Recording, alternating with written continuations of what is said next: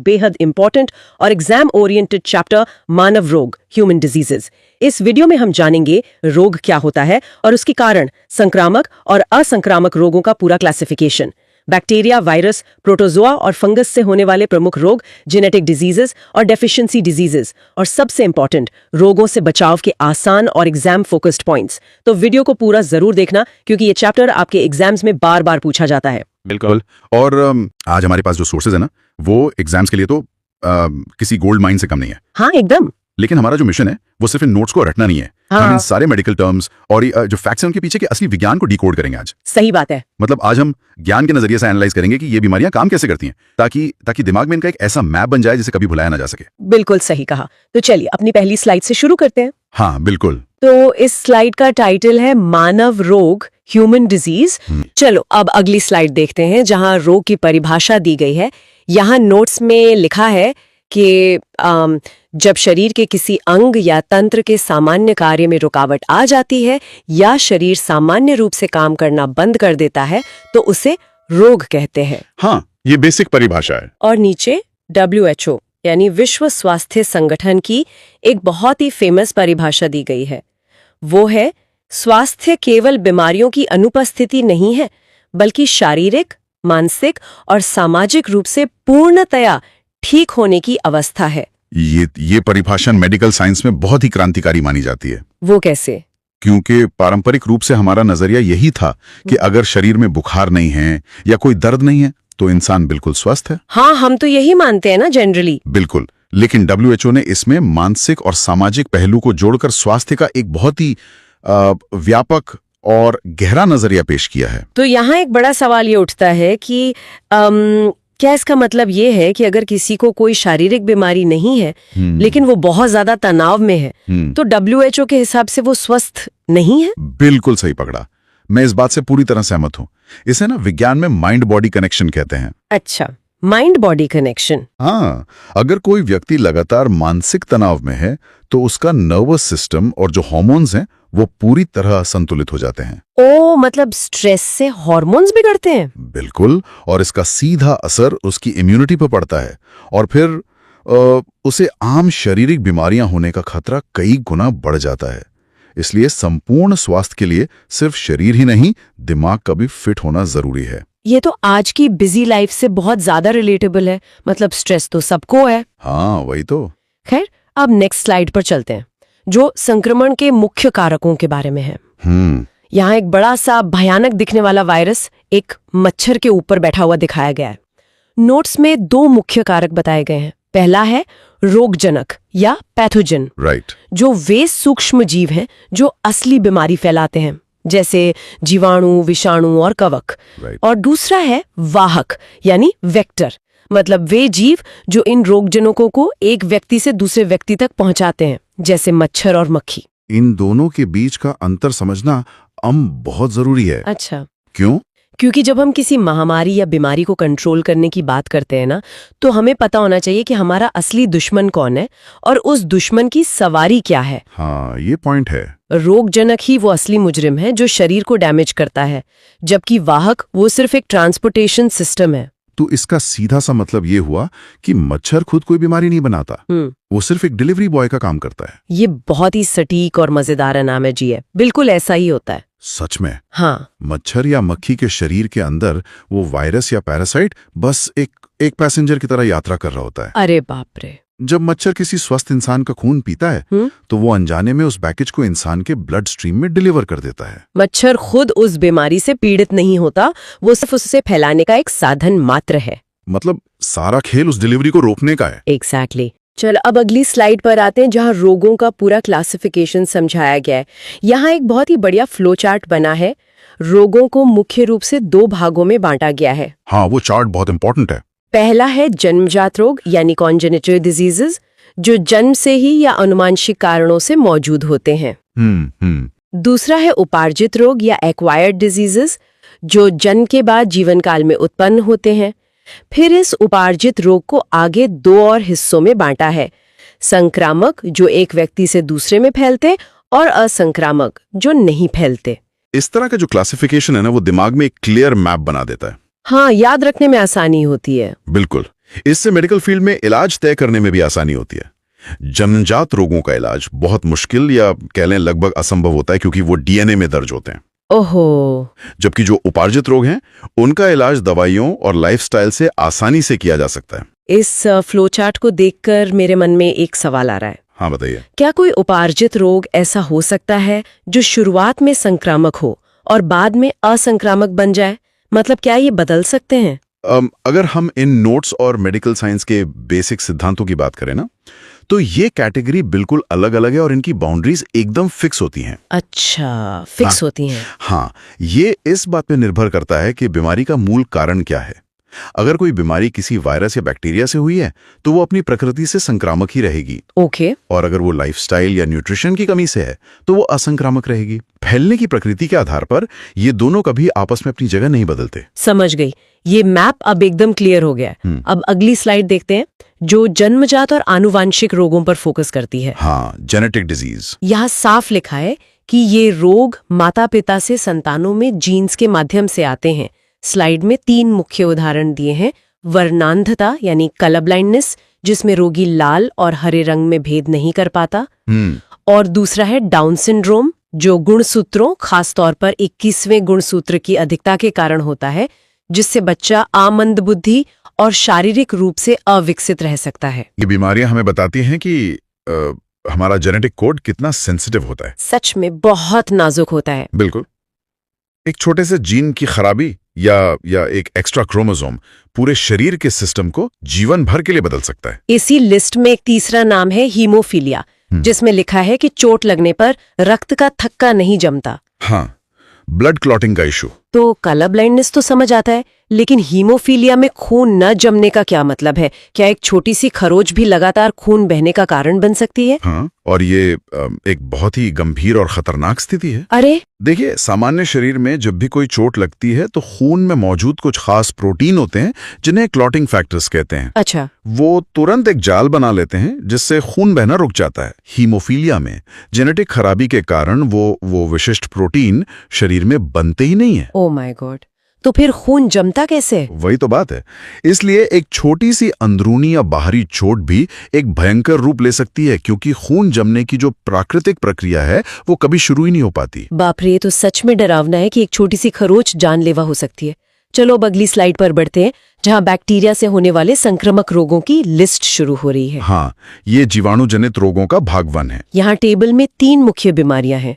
पहली है टीबी या तपेदिक, जो माइकोबैक्टीरियम ट्यूबरकुलोसिस से होती है और फेफड़ों को प्रभावित करती है। इसके लक्षण हैं लगातार खांसी, बुखार, सीने में दर्द और बलगम में खून आना। जी, और टीबी का बैक्टीरिया ना बहुत जिद्दी होता है, इसीलिए इसका इलाज बहुत लंबा चलता है। अच्छा, तभी कोर्स पूरा करना होता है। राइट, बिल्कुल। ये फेफड़ों के टिश्यू को धीरे धीरे खत्म करने लगता है अगर इसे रोका ना जाए। बिल्कुल। अब इसी टेबल में दूसरी और तीसरी बीमारी है टाइफॉइड और हैजा। टाइफॉइड साल्मोनेला टाइफी से होता है और इसके लक्षण हैं तेज बुखार और सिरदर्द। राइट। वहीं हैजा, जिसे कॉलेरा कहते हैं, वो विब्रियो कॉलेरीज से होता है और इसके लक्षण लगातार उल्टी, दस्त और शरीर में पानी की कमी है। यहीं पर मुझे कंफ्यूजन है। स्लाइड के मुताबिक टाइफॉइड और हैजा दोनों मुख्य रूप से आंतों को प्रभावित करते हैं, तो फिर दोनों के लक्षणों में इतना बड़ा फर्क क्यों है? एक में तेज बुखार है और दूसरे में भयंकर डिहाइड्रेशन। यहाँ बैक्टीरिया के काम करने का ना अलग अलग मैकेनिज्म समझना होगा। कैसा मैकेनिज्म? देखिए, टाइफॉइड का बैक्टीरिया आंत की दीवारों के अंदर घुसकर सीधा खून में फैल जाता है। ओ, खून में चला जाता है? हाँ, जिससे शरीर का अलार्म सिस्टम बचता है और डिफेंस के तौर पर बहुत तेज बुखार आता है। अच्छा। वहीं जो हैजा का बैक्टीरिया है वो खून में नहीं जाता, वो आंत की सतह पर ही चिपक जाता है और एक ऐसा जहर, एक टॉक्सिन छोड़ता है जो आंतों की कोशिकाओं को मजबूर कर देता है कि वो शरीर का सारा पानी बाहर निकाल दे। बाप रे। इसीलिए हैजा में बुखार से ज्यादा तेजी से उल्टी, दस्त और पानी की भयंकर कमी होती है। मतलब एक खून में घुसकर अलार्म बजाता है और दूसरा बाहर से ही शरीर का सारा पानी निचोड़ लेता है। हाँ, बहुत ही कमाल का मैकेनिज्म है। हाँ, साइंस है ही कमाल की। अब नेक्स्ट स्लाइड देखते हैं। ये जीवाणु जनित रोगों का दूसरा भाग है। यहाँ भी 3 बीमारियां हैं। निमोनिया जो डिप्लोकोकस न्यूमोनी से होता है और फेफड़ों में सूजन और सांस लेने में तकलीफ पैदा करता है, और डिप्थीरिया कोरिनोबैक्टीरियम डिप्थीरिया से जो श्वास नली को प्रभावित करता है, जहां गले में जाली बन जाती है। ये दोनों ही ना श्वसन तंत्र की बहुत गंभीर बीमारियां हैं। डिफ्थीरिया में जो गले में जाली बनती है वो असल में मृत कोशिकाओं और बैक्टीरिया की एक मोटी लेयर होती है। वो कोई असली जाली नहीं होती? नहीं, वो एक लेयर होती है जो सचमुच सांस की नली को पूरी तरह ब्लॉक कर सकती है। और इसी स्लाइड पर जो तीसरी बीमारी है वो है टिटनेस, जो क्लोस्ट्रीडियम टिटानी से होता है और सीधे तंत्रिका तंत्र यानी नर्वस सिस्टम को प्रभावित करता है। हाँ, इसके लक्षणों में तेज बुखार और शरीर में ऐंठन लिखा है। साथ ही एक टर्म है जबड़े का बंद होना यानी लॉक जॉ। टिटनेस में ये लॉक जॉ क्या होता है? ये सुनकर ही काफी भयानक लग रहा है मुझे। ये वाकई में बहुत दर्दनाक स्थिति होती है। कैसे? टिटनेस का बैक्टीरिया एक ऐसा न्यूरोटॉक्सिन बनाता है जो हमारे तंत्रिका तंत्र के सिग्नल्स को पूरी तरह हैक कर लेता है। हैक कर लेता है? हाँ, आमतौर पर हमारी मांसपेशियां जब सिकुड़ती हैं तो उन्हें वापस रिलैक्स होने का सिग्नल भी मिलता है दिमाग से। लेकिन इस जहर की वजह से मांसपेशियों को रिलैक्स होने का सिग्नल मिलना ही बंद हो जाता है। ओहो। सबसे पहले इसका असर जबड़े की मांसपेशियों पर होता है। वो इतनी बुरी तरह अकड़ जाती हैं कि इंसान अपना मुंह खोल ही नहीं पाता। इसीलिए इसे लॉक जॉ कहते हैं। ये सच में रोंगटे खड़े करने वाला है कि कैसे एक बैक्टीरिया हमारे नर्वस सिस्टम के सिग्नल्स को ही हैक कर लेता है। बिल्कुल। चलो अब अगली स्लाइड की तरफ चलते हैं, जहां वायरस से होने वाले रोगों की बात हो रही है। ये वायरल रोगों का भाग 1 है। यहाँ पहला नाम है एड्स, जो HIV से होता है। यह सीधा हमारी प्रतिरक्षा प्रणाली यानी WBC पर हमला करता है, जिससे रोग प्रतिरोधक क्षमता नष्ट हो जाती है। और दूसरा है पोलियो, जो पोलियो वायरस से होता है।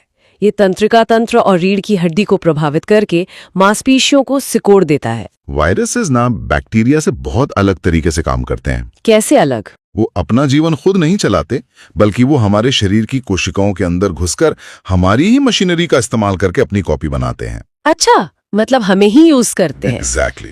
एड्स के मामले में वायरस हमारी रक्षा करने वाली पुलिस यानी WBCs को ही अपना शिकार बनाता है, जिससे शरीर एक आम सर्दी जुकाम से भी नहीं लड़ पाता। इसी स्लाइड पर एक और बहुत कॉमन बीमारी का नाम है डेंगू ज्वर, जो अरबो वायरस से होता है। हाँ, डेंगू बहुत कॉमन है।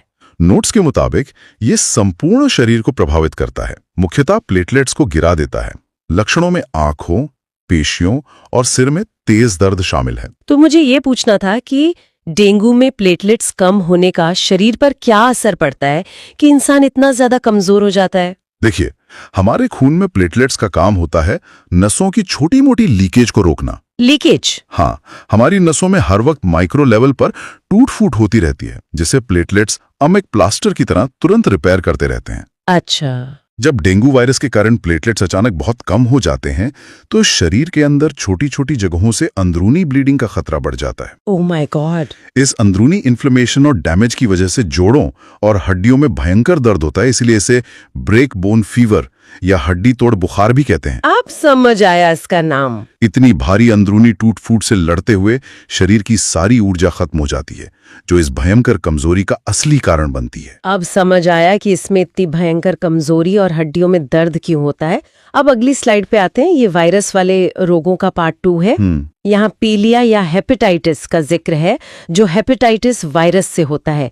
यकृत यानी लिवर को प्रभावित करता है और इसमें आंख, त्वचा और पेशाब का रंग पीला हो जाता है। सही कहा। इसके अलावा सामान्य जुकाम है, जो राइनो वायरस से होता है और श्वसन तंत्र को प्रभावित करके नाक बहना और गले में खराश पैदा करता है। यहाँ आप वायरस की रेंज देखिए। सामान्य जुकाम का वायरस सिर्फ गले और नाक की ऊपरी सतह पर रहता है और कुछ ही दिनों में हमारा शरीर उसे खत्म कर देता है। हाँ, वो तो 3-4 दिन में ठीक हो जाता है। लेकिन इसी लिस्ट में कुछ वायरस बेहद खतरनाक भी हैं। बिल्कुल, जैसे सबसे ऊपर लिखा है रेबीज, जो रैप्डो वायरस से होता है और आमतौर पर कुत्ते के काटने से फैलता है। यह सीधा तंत्रिका तंत्र को प्रभावित करता है। इसके लक्षणों में पागलपन और एक बहुत ही अजीब लक्षण लिखा है, पानी से डर लगना यानी हाइड्रोफोबिया। रेबीज में इंसान को पानी से डर क्यों लगने लगता है? ये थोड़ा अजीब नहीं है?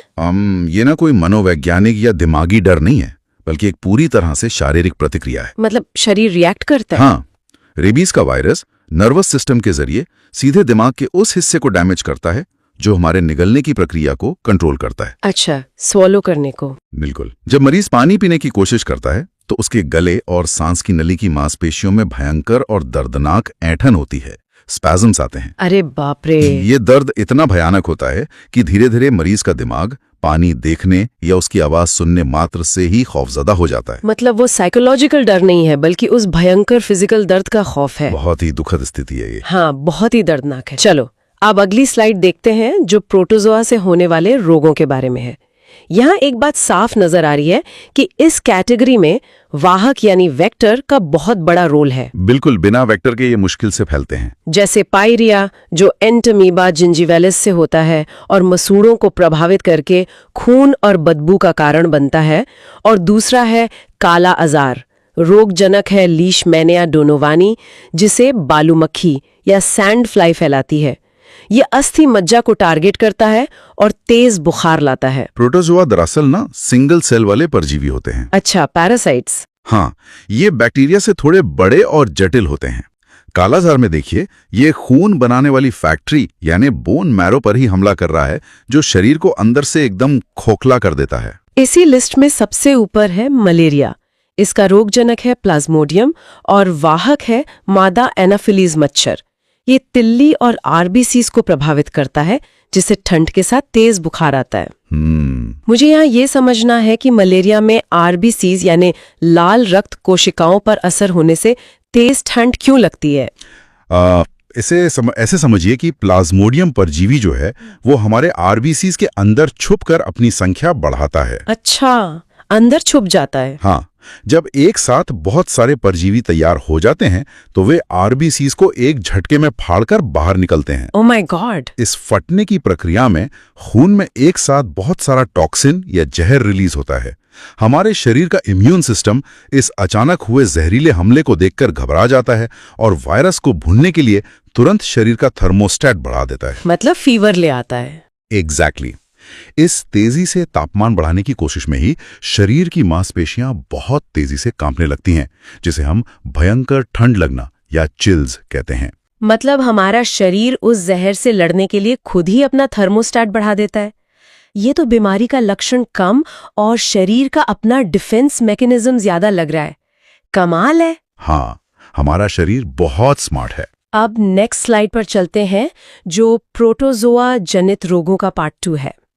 इसमें पहला है पेचिश, जो एंट अमीबा हिस्टोलिटिका से होता है और दूषित जल या भोजन के जरिए फैलता है।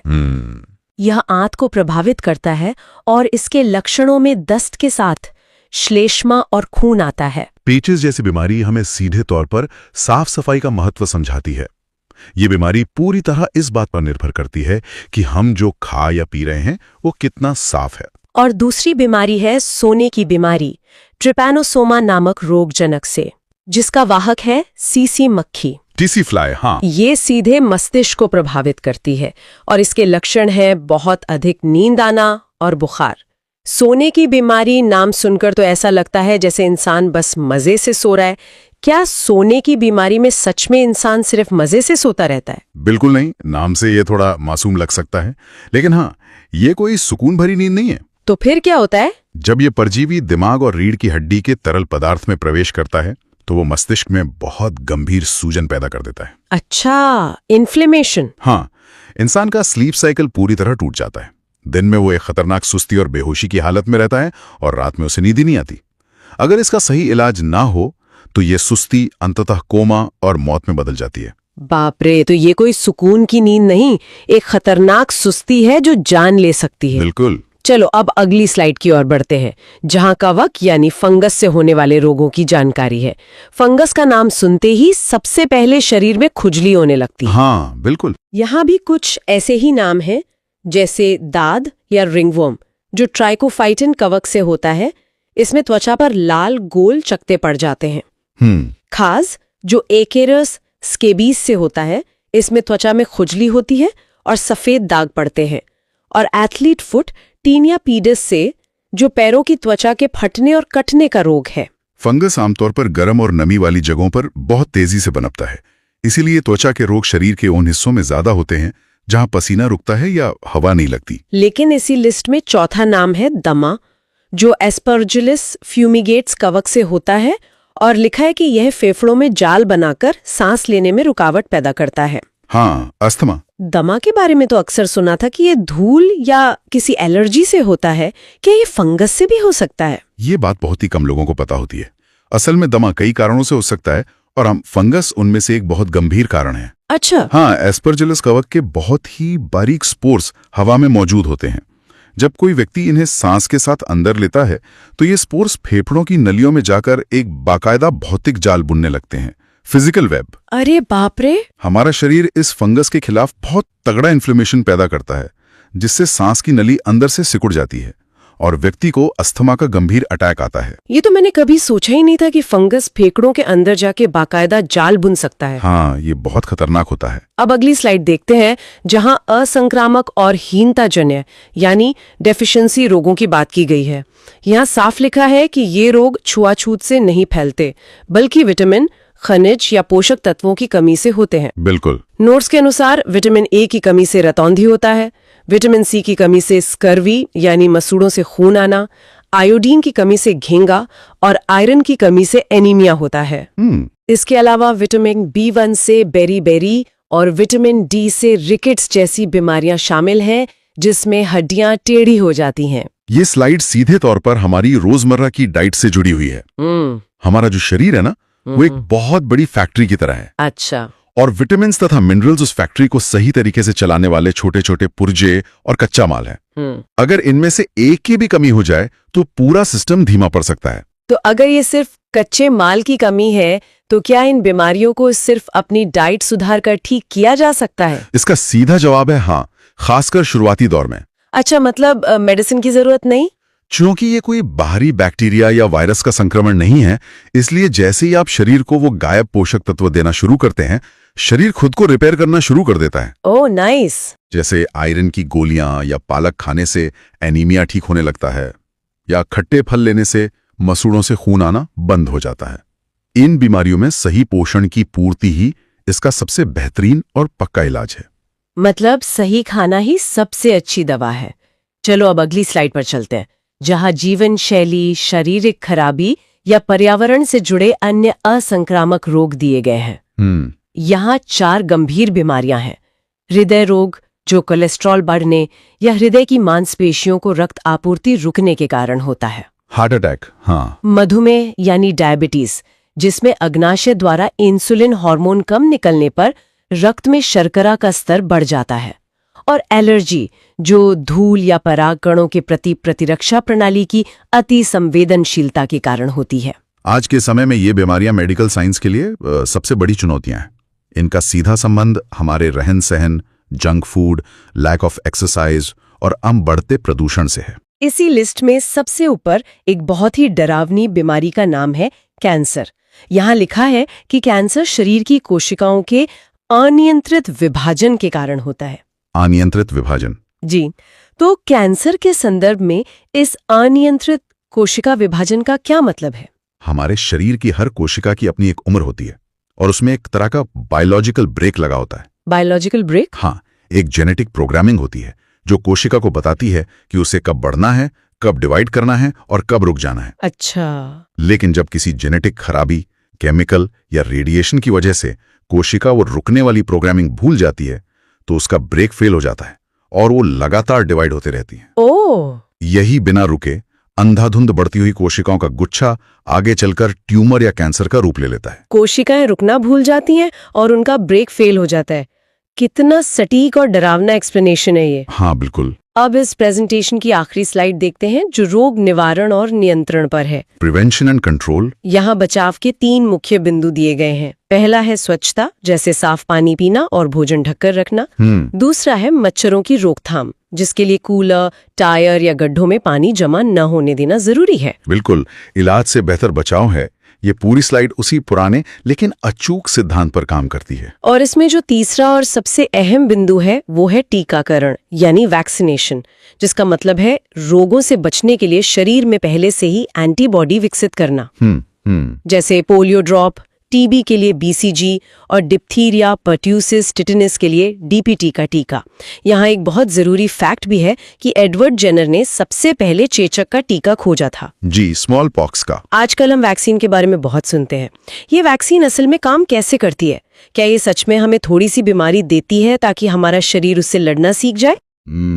हाँ, इसे आप सेना की एक तरह की मॉक ड्रिल या ट्रेनिंग समझ सकते हैं। अच्छा, ट्रेनिंग। हाँ, वैक्सीन के अंदर आमतौर पर उसी बीमारी पैदा करने वाले वायरस या बैक्टीरिया का एक बहुत ही कमजोर या मृत हिस्सा डाला जाता है। वो इतना कमजोर होता है कि वो आपको बीमार नहीं कर सकता। ओके। लेकिन हमारा जो इम्यून सिस्टम है ना, वो उसे एक असली खतरे की तरह देखता है। शरीर तुरंत उसे लड़ने के लिए खास हथियार बनाना शुरू करता है, जिन्हें एंटीबॉडीज कहते हैं। अच्छा, वो वेपन्स हैं। एग्जैक्टली। जब ये ट्रेनिंग पूरी हो जाती है तो शरीर की मेमोरी में सेव हो जाता है कि उस खास वायरस से कैसे लड़ना है। बिल्कुल। तो भविष्य में जब कभी असली और ताकतवर वायरस हमला करता है तो हमारी सेना यानी एंटीबॉडीज पहले से पूरी तरह तैयार होती हैं और उसे शरीर में घुसते ही खत्म कर देती हैं। मतलब हम अपनी इम्यूनिटी की पहले से ट्रेनिंग करा रहे हैं ताकि असली युद्ध में वो हारे नहीं। बहुत ही शानदार तरीका है ये। बिल्कुल। और अगर हम आज की इस पूरी चर्चा को समेटें तो एक बात जो हम सबसे ज्यादा सोचने पर मजबूर करती है वो ये है कि इंसान का शरीर कितना ज्यादा जटिल है। बहुत ज्यादा। एक हवा में तैरता अदृश्य फंगस हो, मच्छर के अंदर बैठा परजीवी हो, या हमारे खुद के डीएनए की एक छोटी सी खराबी, कुछ भी हमें बीमार कर सकता है। सही बात है। लेकिन इसी के साथ हमारी विज्ञान और बचाव की तकनीकें, जैसे कि एडवर्ड जेनर के पहले टीके से लेके आज की एडवांस वैक्सीन्स तक कितनी आगे बढ़ चुकी हैं। असली ताकत न तो सिर्फ दवाइयों में है और ना ही बीमारियों से डरने में। असली ताकत सही जानकारी में ही है। जब हम समझते हैं कि रोग कैसे काम करते हैं, उनके पीछे का विज्ञान क्या है, तभी हम उनसे खुद को और अपनों को बेहतर तरीके से बचा सकते हैं। बिल्कुल, नॉलेज ही सबसे बड़ी ताकत है। तो अगर वीडियो हेल्पफुल लगा हो तो वीडियो को लाइक करें, अपने दोस्तों के साथ शेयर करें और ऐसी ही नोट्स के लिए चैनल को सब्सक्राइब करना मत भूलना। मिलते हैं अगले वीडियो में।